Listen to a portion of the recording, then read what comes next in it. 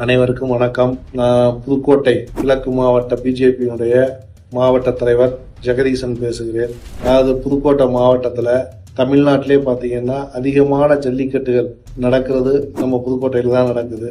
இதில் காளை வளர்ப்பவர்களுக்கு ஏற்படக்கூடிய பரிதாபங்களை பற்றி ஒரு சில வார்த்தைகளை நான் சொல்லிக்கொள்ள விரும்புகிறேன். அதாவது முன்னாடியெல்லாம் காளை வளர்ப்பவர்கள் எப்படி மதிக்கப்பட்டாங்க அப்படின்னு சொன்னா, ஜல்லிக்கட்டு நிகழ்ச்சி நடத்துறவங்க காளை வளர்ப்பவர்கள்ட்ட போய் வெத்தலை பாக்கு வச்சு எங்களுடைய ஊர்ல உங்க காளை மாட்டை நீங்க ஜல்லிக்கட்டுக்கு விடணும் அப்படின்னு சொல்லி கேட்டுக்குவாங்க. அதன் பிறகு அவங்க அவங்களுடைய செலவு செய்து கிட்டத்தட்ட ஒரு ஜல்லிக்கட்டு மாடை அழைச்சிக்கிட்டு வர்றதுக்கு ஒரு 10,000 ரூபாய் வரை செலவு வரும்.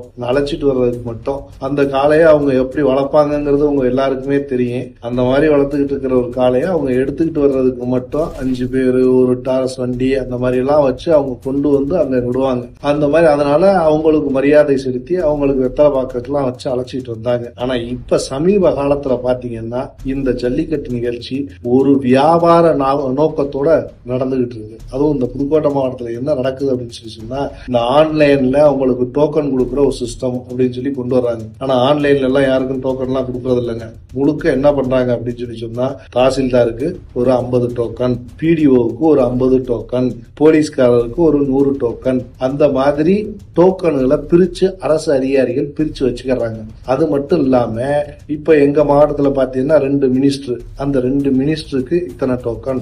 அவங்க இல்லாம நீங்க அந்த மாவட்ட செயலாளர்கள் இருந்து வட்ட செயலாளர், குட்ட செயலாளர் இருக்கிற அத்தனை பதவியில இருக்கிறவங்களுக்கும் டோக்கன்களை அவங்களே பிரிச்சு எடுத்துக்கிறாங்க. பிரிச்சு எடுத்துக்கிட்டு நிகழ்ச்சி நடந்தவர்களுக்கும் கொடுக்கறது வெறும் 50 டோக்கன்ல இருந்து 100 டோக்கனுக்குள்ள கொடுக்குறாங்க. மொத்த மாடு அனுமதிக்கப்பட்டது 600 காளை மாடு தான் அனுமதிக்கப்பட்டதுன்னு சொல்றாங்க. அதனால என்ன ஆகுது அப்படின்னு சொல்லி சொன்னா, இவங்க எல்லாருமே அந்த டோக்கனை விற்பனை பண்ண ஆரம்பிச்சிடறாங்க. அந்த டோக்கன் இன்னைக்கு ஒரு டோக்கன் 5,000 ரூபாயில இருந்து 10,000 ரூபாய் வரை விற்பனை செய்யறாங்க வெளியில. அந்த மாதிரி விற்பனை செஞ்சு சம்பாதிக்கக்கூடிய இடமா களமா மாறி போயிருச்சு இப்ப இந்த ஜல்லிக்கட்டு நடத்துற நிகழ்ச்சியை. நீங்க முழுக்க முழுக்க ஆளுங்கட்சியுடைய பின்புலத்துலதான் இந்த ஜல்லிக்கட்டு நிகழ்ச்சியே நடைபெறுது. அதனால கலை கலாச்சாரம், இந்த நம்மளுடைய மரபு, வீர விளையாட்டு அப்படிங்கறதெல்லாம் மாற்றப்பட்டு யார் ஆதிக்க சக்தியா இருக்கிறாங்களோ அவங்க பக்கம் இருக்கக்கூடிய ஒரு விளையாட்டாக இது மாறி போயிருச்சு.